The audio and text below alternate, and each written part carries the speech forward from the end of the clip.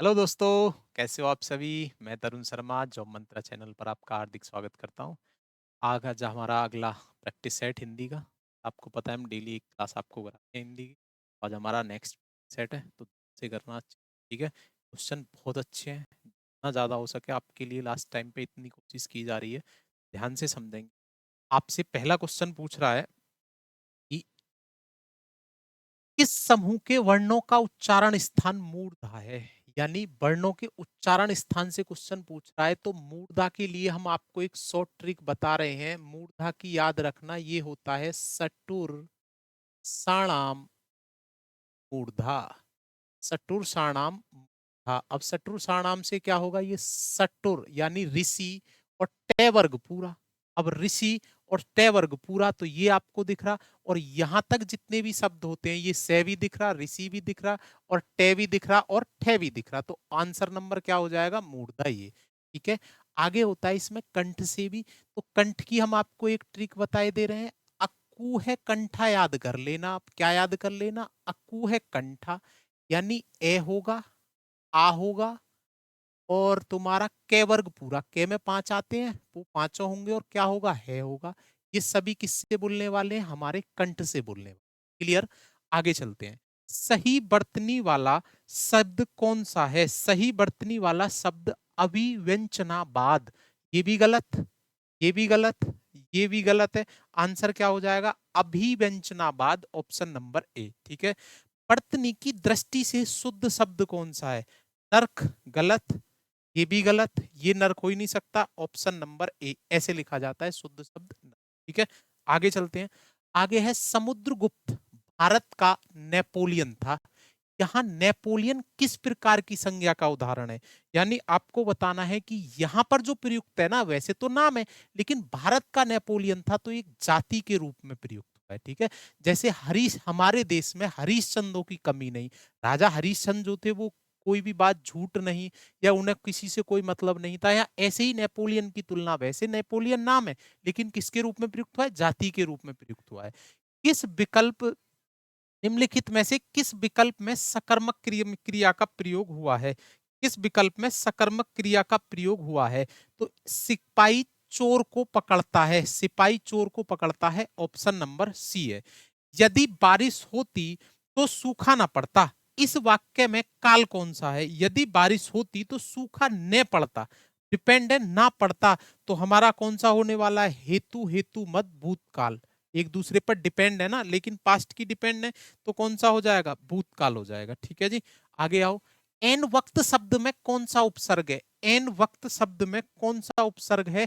उपसर्ग शब्द के आगे लगते हैं तो आंसर एन हो जाएगा। अनय शब्द का विपरीत आर्थिक शब्द क्या हो जाएगा? न होने वाला है। विपरीत यानी एक तरह से आप विलोम भी कह सकते हो। क्लियर? और यदि मैं पूछूं आपसे अनय, अने का क्या हो जाएगा? न होने वाला है। ऐसे ही अगर मैं आपसे पूछूं आदि, आदि का क्या हो जाएगा? आदि का हो जाएगा अंत हो जाएगा। आदि का क्या हो जाएगा? आपका अंत हो जाएगा। ऊपरी का क्या हो जाएगा? अध हो जाएगा जी। ठीक है। क्या हो जाएगा? अध हो जाएगा। और अगर अनग का पूछूं तो क्या हो जाएगा? अध हो जाएगा। अनग का क्या हो जाएगा? अध हो जाएगा। क्लियर? आगे आओ। उदात्त का विलोमार्थी शब्द कौन सा है? तो उदात्त का विलोमार्थी क्या हो जाएगा?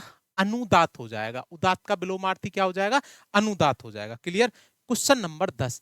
इनमें से अरण्य शब्द का पर्यायवाची शब्द कौन सा है? अरण्य शब्द का पर्यायवाची कांतार है इनके अकॉर्डिंग। और कांतार भी किसका होता है? मैंने फर्स्ट प्रैक्टिस सेट में कराया आपको, जंगल का है। ठीक है। निम्नलिखित में से एक विष्णु का पर्यायवाची शब्द नहीं है, तो कौन सा नहीं है? कमलासन नहीं है। बाकी कमलेश, कमलकांत, कमलापति ये सभी विष्णु जी के पर्यायवाची हैं आपके। बात क्लियर? समझ में आ गई? ठीक है। कमलासन किसका है? ब्रह्मा जी का है जी। ये किसका है आपका? ये आपका ब्रह्मा जी का है, ब्रह्मा जी का। ठीक है। आगे आओ। ईर्षा का पर्यायवाची कौन सा होगा? ईर्षा का पर्यायवाची ढाय होगा, यानी जलन एक तरह से उसे बोलते हैं ईर्षा। ठीक है। प्रसाद और प्रसाद युग्म का सही अर्थी शब्द कौन सा होने वाला है? प्रसाद। तो प्रसाद होता है कृपा, और प्रासाद होता है आपका महल। तो ऑप्शन नंबर क्या होने वाला है? डी होने वाला है। क्लियर? आगे चलते हैं। जो देखने योग्य न हो, जो देखने योग्य न हो उसके लिए एक शब्द क्या हो जाएगा? अदर्शनीय। उसके लिए एक शब्द क्या हो जाएगा, अदर्शनीय। और जिसका वर्णन करना ना किया जा सके वो क्या हो जाएगा, अवर्णनीय। इसका तो आंसर सी है, जिसका वर्णन ना किया जा सकते वो क्या हो जाएगा आपका, अवर्णनीय। ठीक है।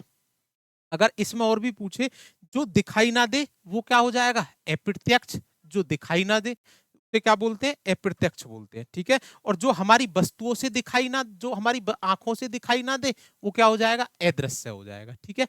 धन से संबंध रखने वाले के लिए उचित शब्द कौन सा है, तो धन से संबंध किसका होता है, हमारी जैसे बोलते हैं हमारी आर्थिक स्थिति बहुत खराब है, तो इसलिए क्या हो जाएगा आपका, आर्थिक हो जाएगा। ठीक है जी। क्वेश्चन नंबर आगे, क्वेश्चन है आपका, मात्र नाम में शुद्ध संधि विच्छेद कौन सा है, तो मात्र प्लस ऋणाम क्या हो जाएगा, मात्र प्लस ऋणाम, ये हो जाएगा हमारा शुद्ध संधि विच्छेद। ठीक है। आगे आ जाओ। आगे है सद्धर्म, सद्धर्म का सही संधि विच्छेद कौन सा होगा, तो क्या होने वाला है, सत प्लस धर्म। क्या हो जाएगा जी, सत प्लस धर्म। कौन सी संधि हो जाएगी हमारी, व्यंजन संधि संधि होने वाली है, व्यंजन संधि होने वाली है।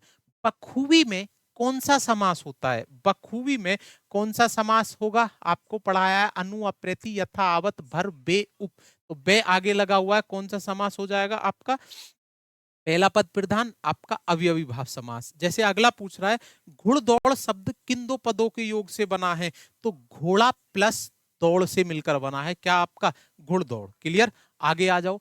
वाक्य रसात्मक काव्यात्मक कहने वाले आचार्य कौन से थे, जो वाक्य है कहने वाले कौन थे जी, वो विश्वनाथ जी थे, जिन्होंने ये वाक्य कहा था। सूर सूर तुलसी शशि उडगन केशव दास और कभी खगोत सम जहां तय करत प्रकाश। इन पंक्तियों में किस अलंकार का प्रयोग हुआ है जी हमारा, इनमें यमक अलंकार का प्रयोग हुआ है। किसका प्रयोग हुआ है हमारा, यमक अलंकार का प्रयोग हुआ है। क्लियर।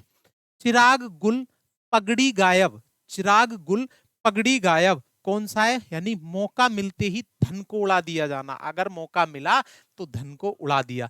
ये आज आपका प्रैक्टिस सेट था। आपको बहुत अच्छे से क्वेश्चन कराए जा रहे हैं, अच्छे से तैयार किएगा। अगर आपको कोई प्रॉब्लम है तो कमेंट बॉक्स आपके लिए खुला हुआ है, जरूर अपना सजेशन दें। ठीक है, धन्यवाद।